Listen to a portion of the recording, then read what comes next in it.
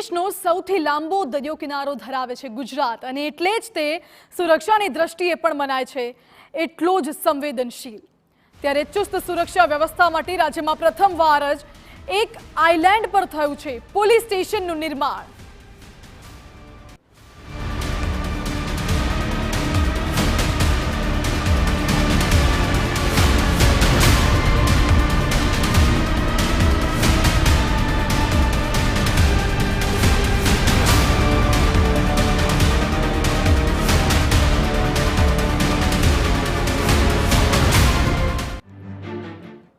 जी हाँ, समुद्रनी मध्य स्थित बेट द्वारकाમાં એટલે કે ગુજરાતના સૌથી મોટા ટાપુ પર પોલીસ મથક સ્થાપવામાં આવ્યું છે।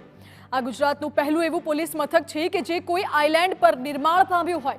ધાર્મિક દૃષ્ટિએ જોઈએ તો દ્વારકા સાથે બેટ દ્વારકા ગાઢ રીતે જોડાયેલું રહ્યું છે, પરંતુ બેટ દ્વારકાની સુરક્ષા માટે અહીં અત્યાર સુધી કોઈ પોલીસ મથક ન હતું।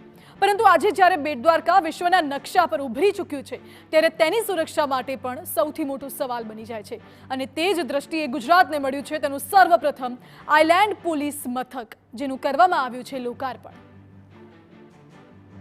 પીએમ સાહેબની જે તાજેતરમાં વિઝિટ હતી 25 ફરવરીએ, એના પછી બેટ દ્વારકા વિશ્વ મેપ ઉપર આવી ગયો છે।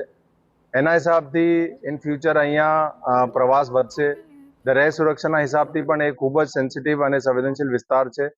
એના હિસાબથી એક જે નવો પોલીસ સ્ટેશન ઊભા કરવામાં આવેલ છે અને એના મેઇન હેતુ લોકલ લોકોની સુખાકારી શાંતિ છે। સાથે સાથે જે દ્વારકા મંદિરના જે બધું ક્રાઉડ મેનેજમેન્ટ, ટ્રાફિક મેનેજમેન્ટ અને દરિયાઈ સુરક્ષાની જે વસ્તુ જોવાની છે એ જોશે।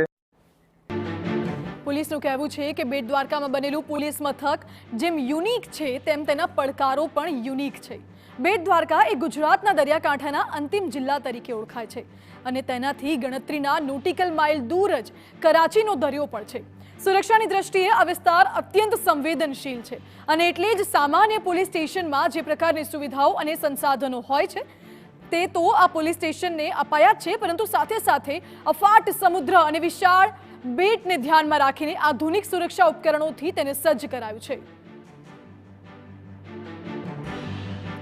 અહીં જમીન, પાણી અને કાદવમાં ફરી શકે તેવું એટીવી એટલે કે ઓલ ટ્રેન વ્હીકલ વસાવવામાં આવ્યું છે, જેનો પોલીસ દળ પેટ્રોલિંગ માટે ઉપયોગ કરશે।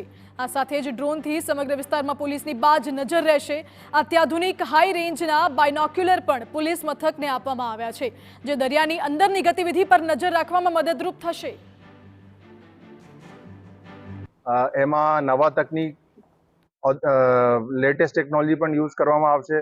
3D મેપિંગના યુઝ કરવામાં આવશે। સાથે સાથે બાયનોક્યુલર્સ જે છે, મોડર્ન બાયનોક્યુલર્સ, એટીવી વ્હીકલ હોય કે ડ્રોન હોય, એના વધુમાં વધુ ઉપયોગ કરીને અમારી પોલીસ જે છે વિસ્તારમાં સતર્કતા થી આપની ડ્યુટી કરશે।